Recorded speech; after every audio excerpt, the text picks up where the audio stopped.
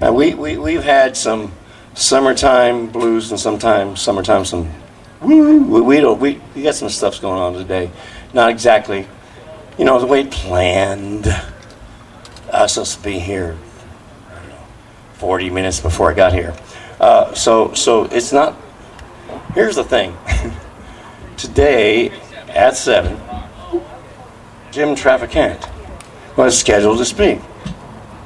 He was a bit away, so we had the next guy ready to go. So, but now he is here, and ladies and gentlemen, we are thrilled to have him here on our Forefathers July weekend, our Independence Day. Ladies and gentlemen, Mr. Jim Traficant.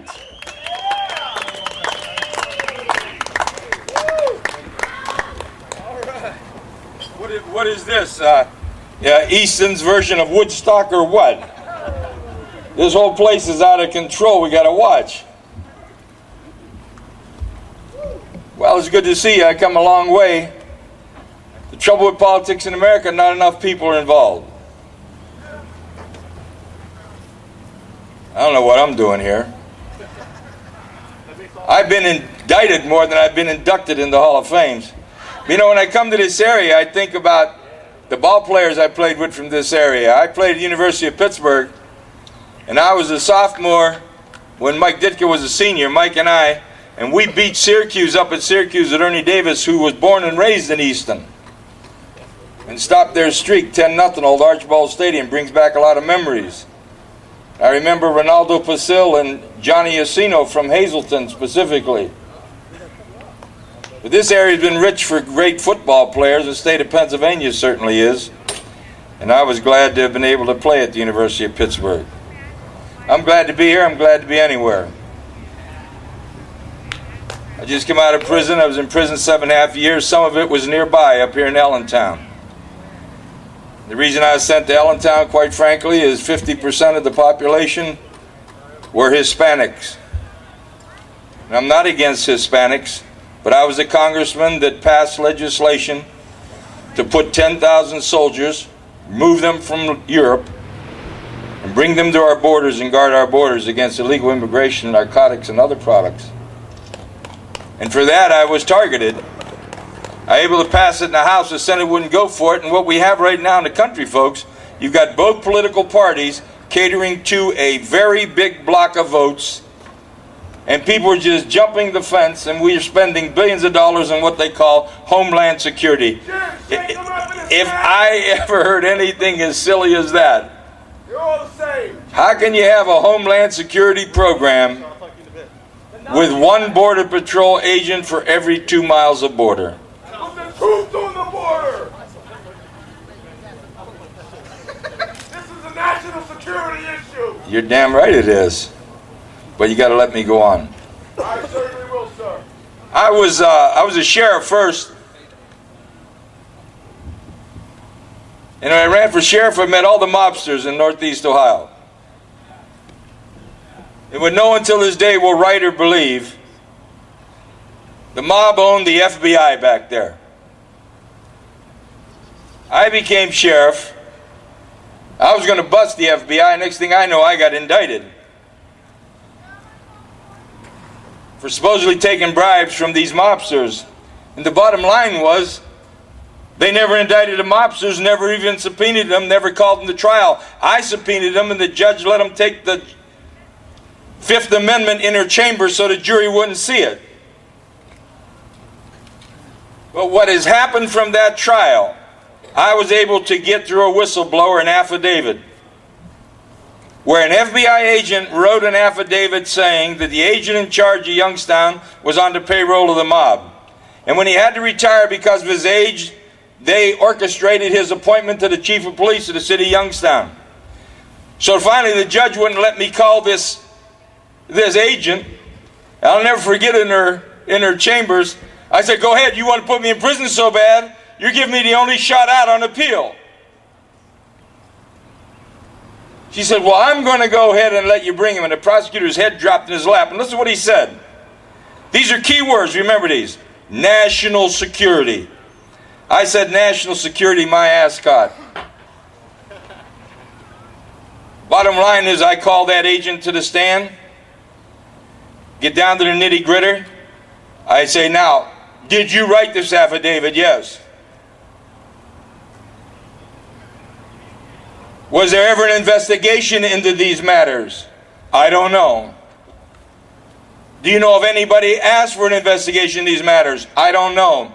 You, sir, you wrote this. You took this information from the informants. Did you ask for an investigation into this matter? Red as a beet. He said no.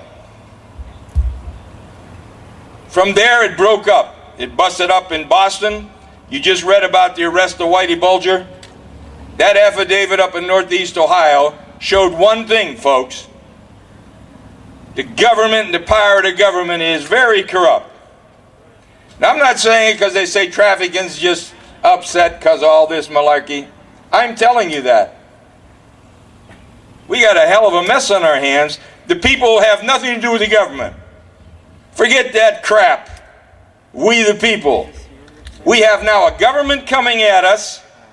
We got borders wide open. You have all the politicians catering to a bunch of illegals that jump the damn fence with a neon sign blinking, come on over, because we're going to make all of these illegal citizens. And the newspapers are saying, what party is it going to be? Are the Democrats going to win this vote, or are the Republicans going to win this vote? So both parties are falling over themselves, doing what they can. Listen, my father was Italian. My mother was Slovak, Hungarian, and Romanian. All my ancestors came from overseas. And I'm not against anybody that comes from overseas legally. But if you come illegally, my policy is very simple. You should be thrown the hell out, not given Medicare, health care, Social Security, welfare, food stamps, housing allowances. It's out of control. It really is. Now everybody's saying, well, Jim, what happened? You said you did this 7.5 years. I could have got out like all these other politicians. All I had to do was sign a paper, say I was guilty. 7.5 years. And they didn't put me in a country club. In fact, they will deny it, but there's a person at Allentown told me. He said, my mother was your biggest fan. They want you hurt. Be careful. Before you know it, I'm in a hole for about 7 months. Next thing you know, I'm in Lewisburg Penitentiary in the hole.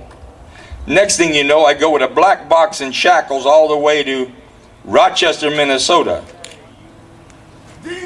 where you have all of these crazies and psychiatric people. While I was there, a man by the name of John Gotti Jr. asked to meet with me. His father was the famous Don from New York, Dapper Don. He said, Jim, don't take any medication. He said, my dad took medication and in 23 months his jaw rotted and fell off his face. And it really struck me when he said that. Well, it just so happens about a month after that I get called in by the specialists and they said, listen to the term they used, that I had a corkscrew aorta. Not a twisted, not a tortuous, corkscrew, which implies tremendous pressure that could bust at any moment. Said your life is in jeopardy. Let me tell you what, I told him to go to hell so loud, you'd have heard it down here. And they had the warden and everybody in, they called psychiatrists in. I said, you're not giving me a damn thing, not even baby aspirin. You sons of bitches. 3 o'clock the following morning, I get a tap on the shoulder. They get me up, put me on a private jet to send me to Rochester. Now I found out, they said that I had this twisted corkscrew aorta when they took an x-ray of me when I first went in to Raybrook, which we call Gladiator School, people getting cut and stabbed every day. And 6 months later, they tell me I'm going to die any minute. I believe if I had taken medication in prison, there's probably some press here, they don't give a damn about me, but I believe if I had taken medication, I wouldn't be here. I think they wanted me to die in prison. Now let me tell you why I went to prison. There was a man named John Deminick. He's just been convicted of being a Nazi over there in Germany. Well, this man was convicted and sentenced to death to be executed as Ivan the Terrible of the Treblinka concentration camp, where over 1 million Jews were exterminated, purportedly. He was tried, he was stripped of his citizenship in America, shipped to Israel. They said he got a fair trial. Ladies and gentlemen, they moved the trial from the courtroom to a theater so more people could come in and see what a Nazi looked like. He was convicted on testimony of 5 survivors and one man named Otto Horn, who worked at the gas chambers with Ivan, and he said, that's Ivan the Terrible. Well, the family finally came to me. They went to everybody, every senator, every congressman. They couldn't get through the door. And they didn't want to come to me. They know the government hated me, because I'm the only American in history to defeat them in a RICO trial without being attorney in 1983. They couldn't live with that. They couldn't breathe with it. So they come to me. I said, listen, if your dad's guilty, I could pull the switch. Now, newspaper didn't say that. Newspaper said, Traficant supports Nazi mass murderer Ivan the Terrible. My staff told me, if you get involved with this case, your career's over. In all the years I've been in Congress, I'm sitting out in the room listening to what they're telling the family, and they're saying, he's over on the House floor, he won't be back for a couple hours, and they never did that. And I heard, I think it was his son say, I never had a speeding ticket, and I can't even talk to an elected official. My dad's not asking to speak to anybody. That's when I made the decision, and that decision sent me to prison, so help me God. I said, send them in. They said, don't do it. I said, send them in. When they come in, I said I'd look into the case.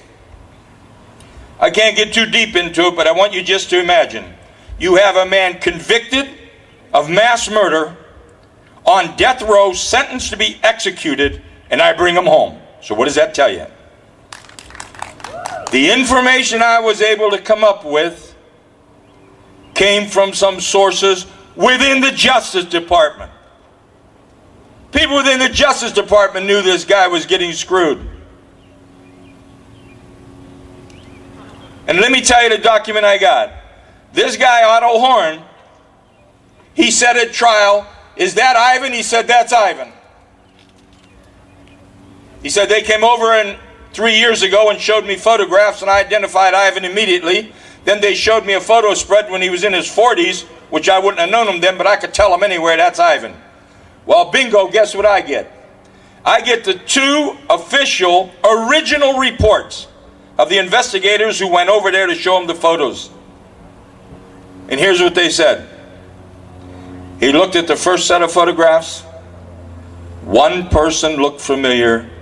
It wasn't Deminick, and could not identify anyone in the first set. Now listen to what they said they did. They said they got the 8 photographs and put Deminick's picture on top and slid them off to the side. They put 8 older photos, and they said they noticed in him looking back and forth, highly suggestive, I'd say. And they said he could not identify anyone as Ivan. But when he went to trial, he said, that's Ivan. He lied. Our government suborned perjury. They knew that man wasn't Ivan, but wait till you hear now. Everywhere I go with Freedom of Information Act, here's what I get from our government. National security. Unavailable.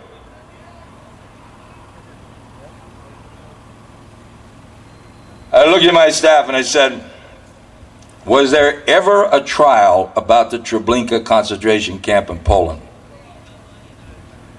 Bingo. There was a man named Fyodor Fedorenko, a Ukrainian like Deminick, who was in Chicago, who was tried for war crimes at Treblinka, was acquitted. He went to visit his family in the old country, was picked up by the KGB in Russia and executed. I guarantee you our government set that up. But in doing so, I submit a Freedom of Information Act request on Fedorenko. As soon as anybody sees Traficant, man, it went in file 13. But the State Department's so big, they don't know what the hell's going on. And I get a packet from the State Department, and what it was, and this is what saved his life, were 2 telegraphs in the old days, where one of our agents over in Europe was inquiring by telegraph at the State Department for information about Fedorenko at Treblinka. And then the other telegram was the answer back to the agent saying, there's 4 people, gave their names, who gave testimony, and you can get the information from the Russians. But here's what it said. The bottom said, we have another 100 pages in the file if you need more. Well, I got on the phone and I got a woman, and I believe she liked me, and I said to her, look, this man's been dead 15, 20 years. This isn't classified. I want that 100 pages. And she said, I'll get them to you, Congressman. She sent them over, and listen what's in there. 17 people offered testimony. Now, Demjanjuk was about 6 feet tall, blonde-haired. Every one of them said that Ivan Grozny was much taller, had black hair, had a long scar in his neck, and his name was Ivan Marchenko. All of them. But what the government don't know, I made a speech on the House floor. I said, this man isn't Ivan. Ivan is Marchenko. Our government has knowingly convicted the wrong man of a heinous mass murder offense. Suborned perjury to do it.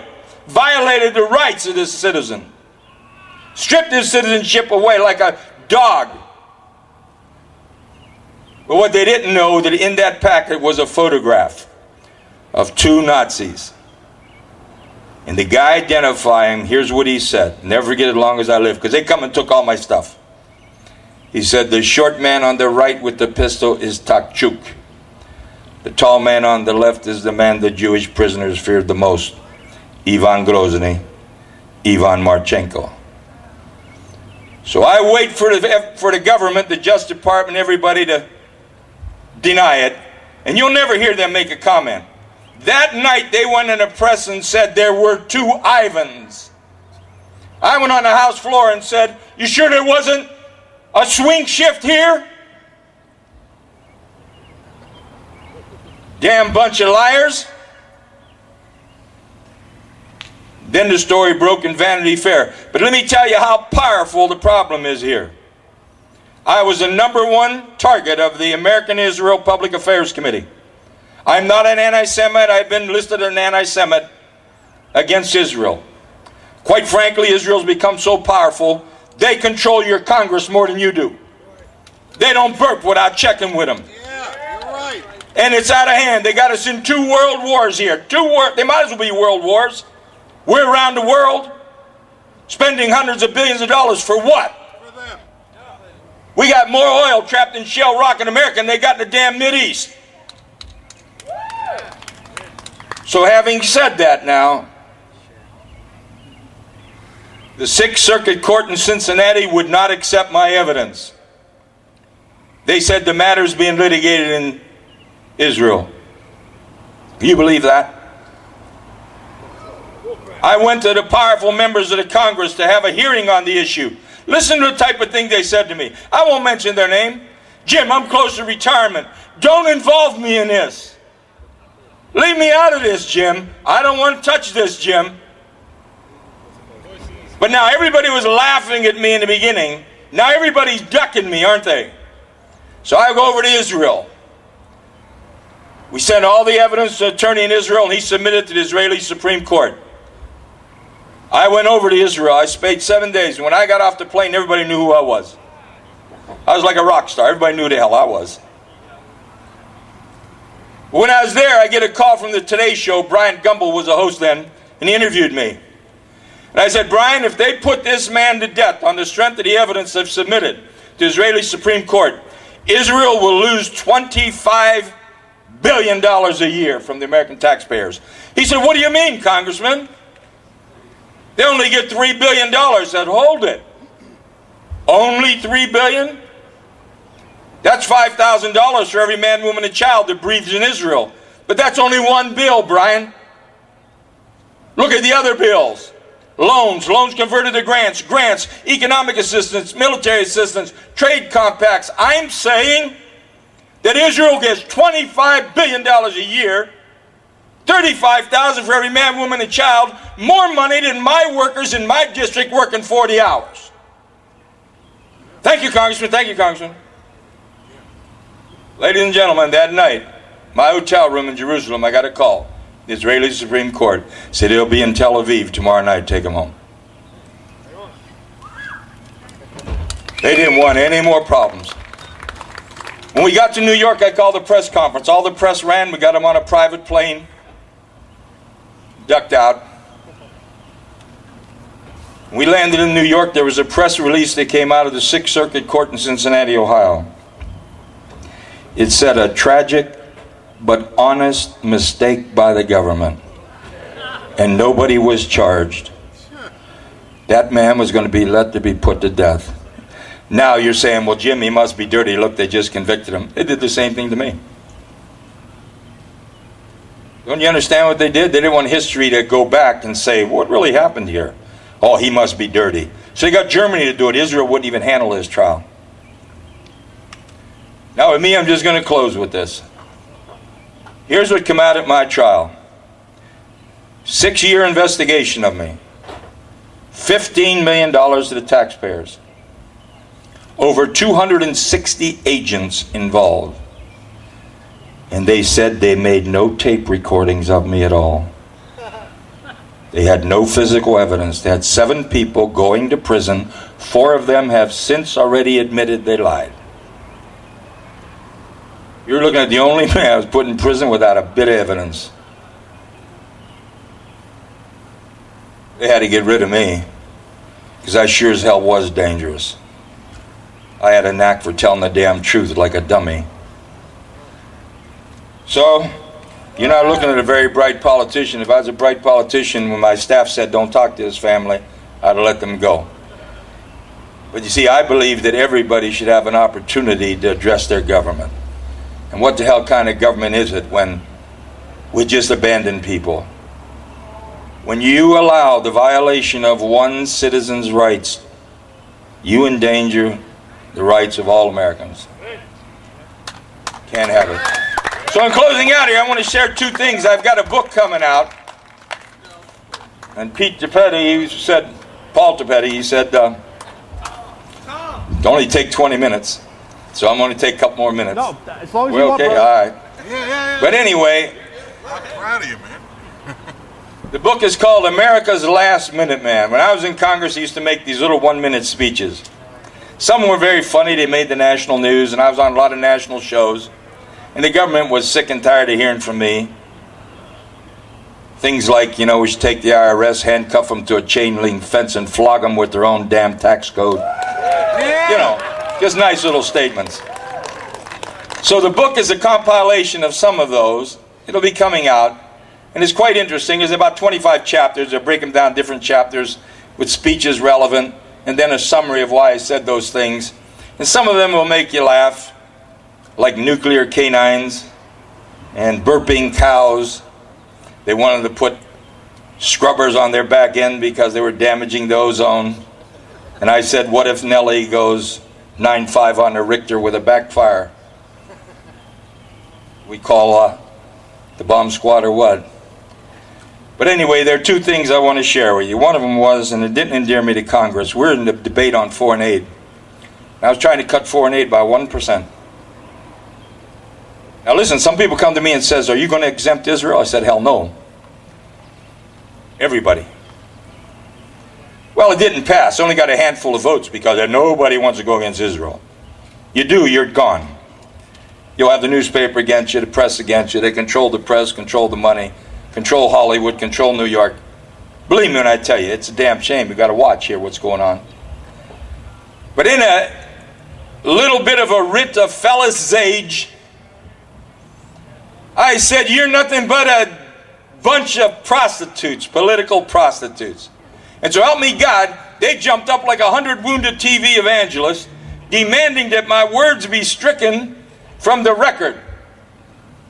That I've impugned the integrity and the august camaraderie of the great Congress. So this old chairman came up to me and he said, you know, he said, Jim, you probably get more money for your area than anybody. I did. I held Congress up. I destroyed bills. My people went to work, damn it. They're going to send that money everywhere. I got some of that money. He said, and you're getting more money than anybody I know, he said, I've ever seen. He said, maybe you should apologize. So I decided to apologize. This is my official apology. I went on the floor. I said, Mr. Chairman, to all the members of the House of Representatives who were in fact offended by my remarks in referring to you as a bunch of political prostitutes, I apologize. And Mr. Chairman, to all the members of the House of Representatives who were in fact not offended by my remarks in referring to you as a bunch of political prostitutes, I commend. And I started walking, I said, what did that jackass say? What did he just say? That no good, you know. They're going on. So I get outside and there's this little media crew and they put a microphone on my face and he says, tell us what you really feel. I said, I want to apologize to all the hookers in America for having associated them with the United States House of Representatives. It made the national news, Johnny Carson. It made 15 minutes in the Washington region. Those guys were seething for weeks. And here's what I felt. That's it, yeah! Felt so damn good. That was my shining moment. But the other one was, people would write to me about little things because I had so many of these speeches, and many of the news people would just pick up the whole speech. So my staff said, we're getting a lot of calls on an issue, but I don't know you want to touch it. What are you talking about? He said, we're getting a lot of calls. One of the people want to know when you're going to talk about Lorena Bobbitt. I said, what? Yeah. He said, man, people, no one's saying anything, you know. They want to know what you think. So all the years I was in prison, which was Congress too, I only made one limerick. That's a little rhyme. But I wasn't planning on doing a speech on Lorena Bobbitt, but I woke up one morning and I got an idea, and I started writing it down. I did my own little speeches. They weren't long. I wrote it down and I went to the House floor. When I did, folks, believe me, it stopped. People saying I couldn't believe this guy's touching his subject matter. I said, there once was a woman from Manassas who got tired of all the hassles, claiming she'd been raped by her spouse in her very own house. Went to the kitchen to get a knife, fully prepared to take her husband's life. But realizing that such a crime was much too heinous, decided instead to cut off his painless. Now the word I used was painless, so some do-gooder didn't jump up and strike my words. The reporter of record was so mesmerized by the subject matter, she wrote penis in the congressional record and I let it in there. So the official speech has penis in it. I said, now Mr. Speaker, I don't know if this man plays the piano, but from here on out he'll sing like a soprano. But if he really, really did rape his wife, maybe, just maybe, he deserved that knife. I then said, I yield back any unfound outstanding body parts still missing, because usually yield back your time. That place erupted. Believe me, it went crazy. It was like the Gettysburg Address. 2-3 weeks it was being faxed all over the world. I got letters from people in Germany in the service saying, what the hell's happening? And that, ladies and gentlemen, was also, it felt so good. So I'll be here tomorrow. I just want to commend you for coming out. A couple of things I did do in Congress. I changed the burden of proof on the civil tax case. Yeah. In 1998, the IRS reform bill, the Republicans reformed the IRS, but they didn't put in the Traficant amendment. You see, when you went to tax court, 95% of all tax trials are in a civil court. The taxpayer carried the burden of proof. In other words, the taxpayer was guilty in the eyes of the court, had to prove their innocence. The Traficant bill said, if you cooperate with the audit and there's a disagreement and the IRS takes you to tax court, the IRS has the burden of proof. The only way you carry the burden of proof is you say go to hell and don't participate.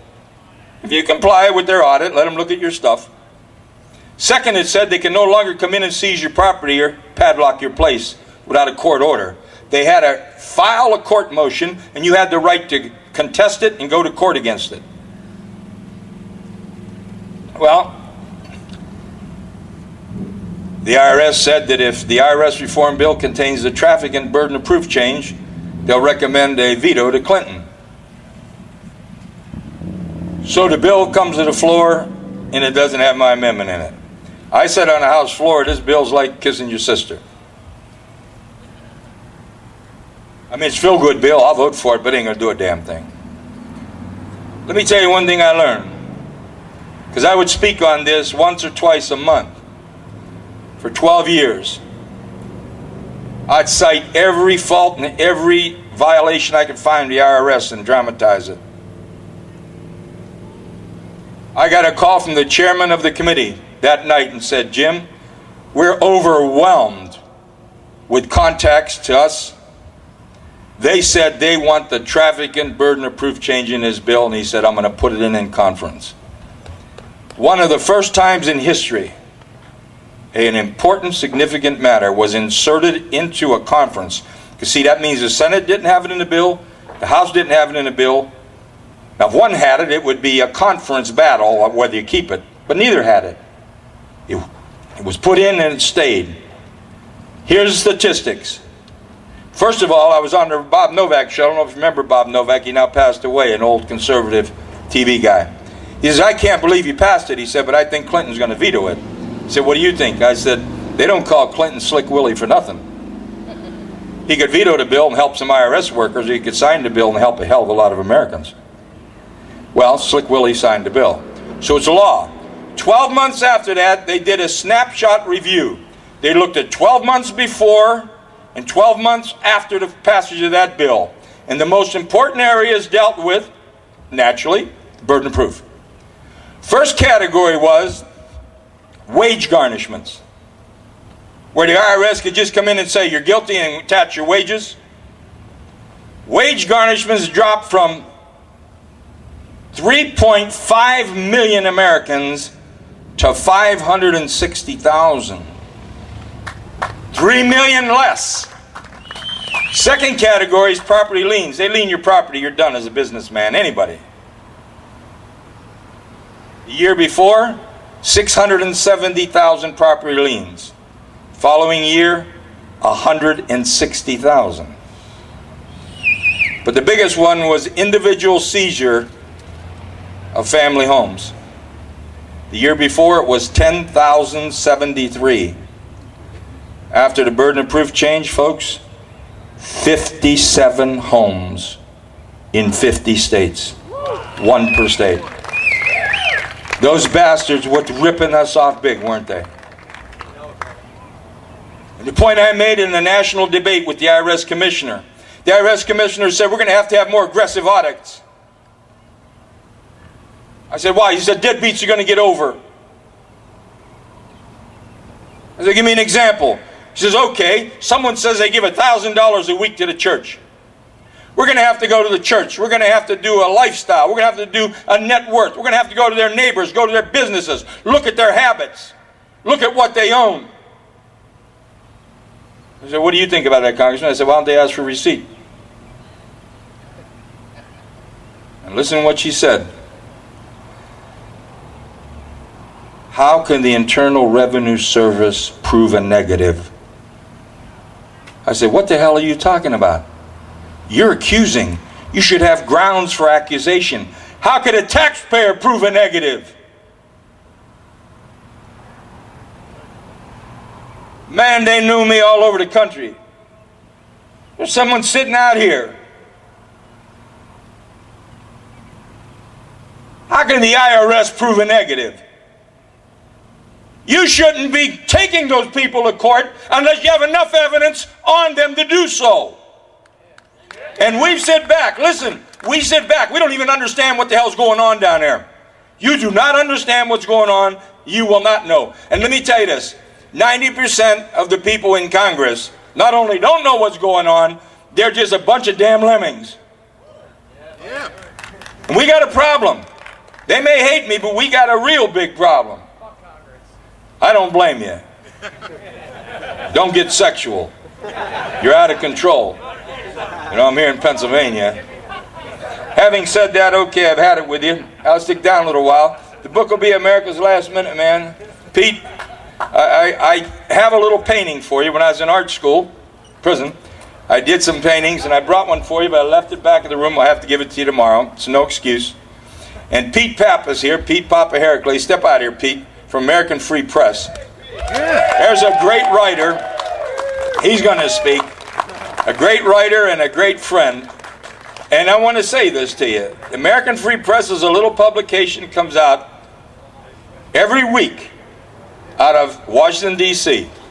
The government shut them down and bankrupted them the first time. It was called Spotlight.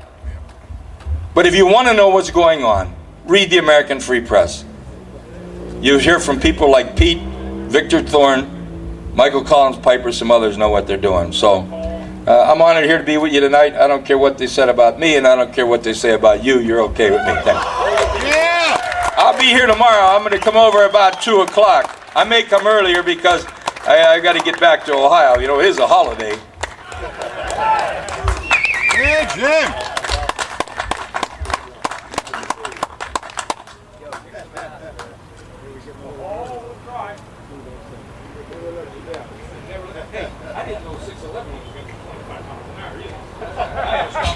Ladies and gentlemen, Jim Traficant. Yeah.